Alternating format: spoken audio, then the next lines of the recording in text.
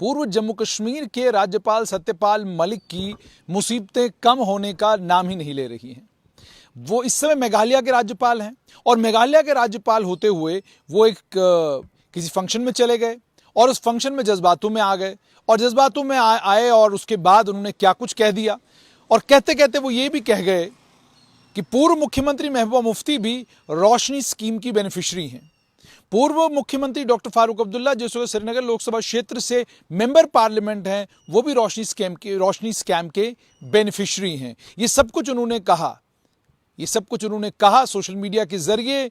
ये कोने कोने में पहुंचा और सोशल मीडिया के जरिए घाटी पहुंचा तो पूर्व मुख्यमंत्री और पीडीपी की अध्यक्षा महबूबा मुफ्ती ने जब ये पढ़ा, जब ये सुना, तो उन्होंने फौरन इसको सुनने के बाद उन्होंने ट्वीट किया। उन्होंने कहा, false and unsavoury utterances of Satyapal Malik about me being a beneficiary of Roshni act is highly mischievous. My legal team is preparing to sue him. He has the option to withdraw his comments following which I will pursue legal recourse. उन्होंने कहा कि उन्होंने जो बातें कही हैं वो निराधार हैं, झूठी हैं, भद्दी हैं और वो जब ये कहते हैं कि मैं भी रोशनी एक्ट की बेनिफिशियरी हूं तो वो हाईली मिस्चीवियस है। आगे उन्होंने बात कही कि मेरी लीगल टीम जो है वो उन्हें स्यू करने की तैयारी कर रही है। उसके पास ये ऑप्शन है कि वो अपने कमेंट्स विड्रॉ करें और अगर वो अपने कमेंट्स विड्रॉ नहीं करेंगे तो मैं लीगल रिकोर्स लूंगी, यानी मैं कानून का सहारा लूंगी। और आज उन्होंने कानून का सहारा ले लिया। डिफेमेशन नोटिस जो है पूर्व राज्यपाल सत्यपाल मलिक को भेज दिया गया है। 10 करोड़ का डिफेमेशन नोटिस है। 10 करोड़ के डिफेमेशन नोटिस में यही सब बातें कही गई हैं और कहा गया है कि पूर्व राज्यपाल महोदय, आपने मुझे लेकर जो ये कहा है कि मैं रोशनी एक्ट की बेनिफिशियरी हूं, वो झूठ है, निराधार है, उसके अंदर कोई सच्चाई नहीं है। आपने ये जो कुछ कहा है इससे मेरी इमेज को धचका लगा है, इससे मेरी पहचान को नुकसान हुआ है, इससे मुझे नुकसान हुआ है।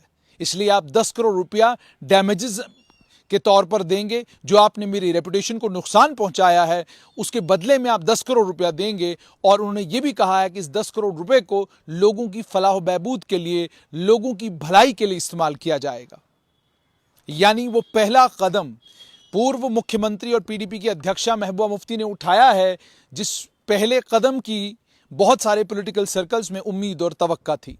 उम्मीद और तवक्का ये थी क्योंकि रोशनी के मामले में जिन लोगों को ज़मीनें मिली हैं या जिन लोगों को ये कहा गया है कि ये बेनिफिशियरी है रोशनी एक्ट के, उन बेनिफिशरीज में हकीकत ये है कि वाकई उनका नाम नहीं है। बहुत सीनियर पत्रकार, वरिष्ठ पत्रकार अहमद अली फयाज, घाटी का एक बहुत बड़ा नाम, उन्होंने भी ट्वीट करके ये कहा कि मेरे राजनीतिक तौर पर जो हैं डिफरेंसेस हो सकते हैं पूर्व मुख्यमंत्री महबूबा मुफ्ती के साथ, मगर जो मेरी जानकारी है, जो मैंने पड़ताल की है, मेरी पड़ताल में भी यही निकला है कि महबूबा मुफ्ती को किसी भी जगह रोशनी एक्ट के तहत कोई फायदा नहीं हुआ है। सत्य यही है, वो उन्होंने कहा। मैं उनका ट्वीट भी पढ़ देता हूं। Political differences are essence of democracy. एक लोकतंत्र में आपके अगर राजनीतिक मतभेद हैं तो ये लोकतंत्र की शान है, ये लोकतंत्र की पहचान है। लेट फैक्ट्स बी फैक्ट्स, हकीकत रहनी चाहिए। अहमद अली फयाज लिखते हैं, CAG survey done on Roshni on the initiative of the committee in which I was a member. ये उस कमिटी के मेंबर थे जिस कमिटी के इनिशिएटिव पर रोशनी मामले में कैग का सर्वे हुआ। डिडंट फाइंड महबूबा मुफ्ती और any other member of Mufti family as a beneficiary of Roshni. उस मामले में ना तो महबूबा मुफ्ती ना इनके परिवार से किसी को रोशनी का कोई फायदा हुआ है। नॉट इवन फारूक और उमर अब्दुल्ला, ना ही फारूक अब्दुल्ला को ना ही उमर अब्दुल्ला को रोशनी में कोई फायदा या कोई बेनिफिट हुआ है, पर्सनल बेनिफिट कोई हुआ है। इसमें कोई शक नहीं कि जब रोशनी मामले की तफसीलात सामने आई थी तो शेर कश्मीर भवन जो जम्मू में है और उसके अलावा जो नवाहिद सुबु कम्प्लेक्स कश्मीर घाटी में है, दोनों को लेकर रोशनी मामले में ये कहा गया था कि दोनों मामलों में जो कमेटी ने पैसा तय किया, जो कीमत तय की, वो बहुत कम थी। और भी बहुत सारी चीज़ें उसके ऐग की रिपोर्ट में हैं। लेकिन डॉक्टर फारूक अब्दुल्ला की अपनी पर्सनल प्रॉपर्टी को लेकर, भटिंडी में जो उनका घर है उसको लेकर रोशनी मामले में कुछ नहीं कहा गया है। ये हकीकत है। फॉरेस्ट के मामले में या किसी और मामले में उनका नाम हो सकता है, लेकिन रोशनी मामले में उनका नाम नहीं है। अब सवाल यहां पर यह है कि सत्यपाल मलिक ने जब ये बातें कही, जिस समय ये सारी कहानी करी, करने की क्या जरूरत थी? हमने एडवोकेट अंकुर शर्मा से बात की। उन्होंने कहा कि वो कोर्ट में लड़ाई लड़ रहे थे।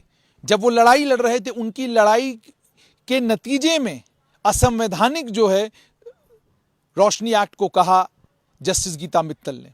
शेख शकील की लड़ाई के नतीजे में कहा गया असंवैधानिक। प्रोफेसर एसके भल्ला की लड़ाई के नतीजे में कहा गया असंवैधानिक। इसमें पूर्व राज्यपाल सत्यपाल मलिक का कोई कमाल नहीं था। और जिन जम्मू कश्मीर की सरकार के अधिकारियों की वो बात करते हैं, उनकी तो खिंचाई की कोर्ट ने। उनको लेकर तो कमेंट्स पास किए हाई कोर्ट ने। एसीबी को लेकर तो हाई कोर्ट ने क्या कुछ नहीं कह दिया।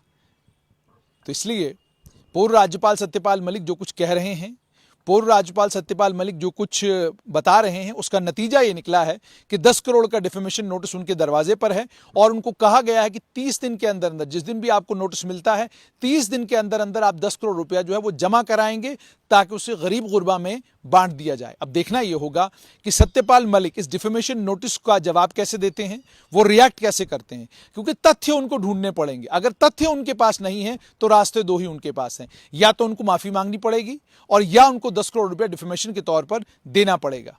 लेकिन दूसरी तरफ अब यह भी देखना होगा कि क्या पूर्व मुख्यमंत्री और श्रीनगर लोकसभा क्षेत्र से member parliament doctor Farooq Abdullah और उनके सुपुत्र उमर अब्दुल्ला जो मुख्यमंत्री रह चुके हैं, क्या वो भी डिफेमेशन नोटिस सत्यपाल मलिक को भेजेंगे? क्या वो भी सवाल पूछेंगे उनसे कि आपने हमारा नाम लिया है, आपने हमारा नाम लिया कैसे है?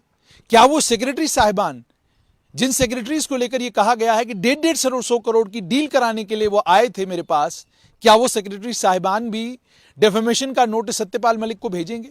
एक रिटायर्ड है, एक सर्विंग है, क्या वो भेजेंगे? और क्या यह संभव है कि एक राज्यपाल को 150 करोड़ की डील, 300 करोड़ की डील, ये डील डिस्कस करेगा कोई सेक्रेटरी अपने राज्यपाल के साथ? क्या यह संभव है? ये सारी वो चीजें हैं जिन पर पिछले कुछ 2-3 दिनों में हमने चिंतन मंथन किया। एडवोकेट शेख शकील से बात हुई, एडवोकेट अंकुर शर्मा से बात हुई, दोनों से हमारी बात हुई। दोनों ने साफ तौर पर यह कहा कि हकीकत यह है कि जहां तक पूर्व राज्यपाल सत्यपाल मलिक का ताल्लुक है, वो जो कह रहे हैं वो निराधार है, वो झूठ है, उसमें कोई सच्चाई नहीं है। यही कारण है कि आज पूर्व मुख्यमंत्री और पीडीपी की अध्यक्षा महबूबा मुफ्ती ने 10 करोड़ का डिफेमेशन नोटिस सत्यपाल मलिक को भेजा है और उसको यह कहा है कि आप अगले 30 दिन के अंदर अंदर या तो 10 करोड़ रुपया जमा कराएं, 10 करोड़ रुपया जमा कराएं। उन्हें ऑप्शन पहले दिया गया था एक दिन के अंदर अंदर, कि जब उन्होंने ये बातें सारी करी और उसके बाद महबूबा मुफ्ती ने उस वीडियो को ट्वीट किया और उन्हें एक दिन का समय दिया और कहा कि आप अपने अल्फाज वापस लें। अगर आप अपने अल्फाज वापस नहीं लेंगे तो आपको मेरी लीगल टीम स्यू करेगी। सत्यपाल मलिक अपनी, जैसे उनकी तबीयत है, उन्हें ध्यान नहीं दिया होगा, या हो सकता है ट्वीट उन तक नहीं पहुंचा होगा, या जानकारी नहीं उनको होगी। तो नतीजा ये निकला कि आज डिफेमेशन नोटिस जो है उनकी और भेज दिया गया है। उनके दरवाजे पर जल्द डिफेमेशन नोटिस जो है वो दस्तक देगा। अब सवाल यहां पर यह है, जम्मू कश्मीर को लेकर बहुत एक लंबी फहरिस्त है राज्यपालों की, गवर्नर्स की, जिन्होंने जम्मू कश्मीर में अपना टेन्योर दिया है। जनरल के वी कृष्णा राव जम्मू कश्मीर के गवर्नर रहे हैं, जगमोहन जम्मू कश्मीर के गवर्नर रहे हैं, उसके अलावा अन्य और कई नाम है। बीके नेहरू जम्मू कश्मीर के गवर्नर रहे हैं, डॉक्टर करण सिंह जम्मू कश्मीर के गवर्नर रहे हैं, उसके अलावा जगमोहन, जैसे मैंने आपको कहा, 2 बारी जम्मू कश्मीर के गवर्नर रहे हैं। आईबी में बहुत बड़ा नाम, रॉ में बहुत बड़ा नाम, देश के लिए जिन्होंने बहुत कुछ किया, गिरीश चंद्र सक्सेना जम्मू कश्मीर के गवर्नर रहे हैं। उसके अलावा NN नरेंद्र नाथ वोहरा जो पीएमओ में काफी देर रहे, वो जम्मू कश्मीर के गवर्नर रहे हैं। उसके अलावा जनरल सिन्हा जम्मू कश्मीर के गवर्नर रहे हैं। ये सारे वो डेकोरेटेड मिलिट्री ऑफिसर्स थे, ये सारे वो डेकोरेटेड इंटेलिजेंस ऑफिसर्स थे, ये सारे वो डेकोरेटेड IAS ऑफिसर्स थे, जिन लोगों का मान सम्मान केवल मात्र एक पॉलिटिकल पार्टी नहीं बल्कि अक्रॉस द पॉलिटिकल स्पेक्ट्रम सभी लोग किया करते थे। उनको लेकर भी सत्यपाल मलिक ने एक बात कही थी और उन्होंने कहा था जितने भी राज्यपाल यहां आते थे वो शराब पीते थे और गोल्फ खेलते थे। तब भी मैं हैरान हुआ कि किसी राज्यपाल ने, किसी पूर्व राज्यपाल ने, जो जीवित हैं उनमें से किसी ने यह नहीं किया कि एक नोटिस सत्यपाल मलिक को भेज देते और उनसे ये सवाल पूछते कि आप उन लोगों के बारे में ये बात कर रहे हैं जिन लोगों ने भारत के स्वर्णिम इतिहास में, जिन लोगों का नाम स्वर्ण अक्षरों से लिखा गया है। ये वो लोग हैं जिन लोगों ने देश के लिए अनथक कुर्बानियां दी हैं। ये वो लोग हैं जिन लोगों ने देश के लिए विदेश में जाके वो कुछ कर दिखाया है जो शायद सत्यपाल मलिक अपने अगले 2 जीवन कालों में भी न कर सकें।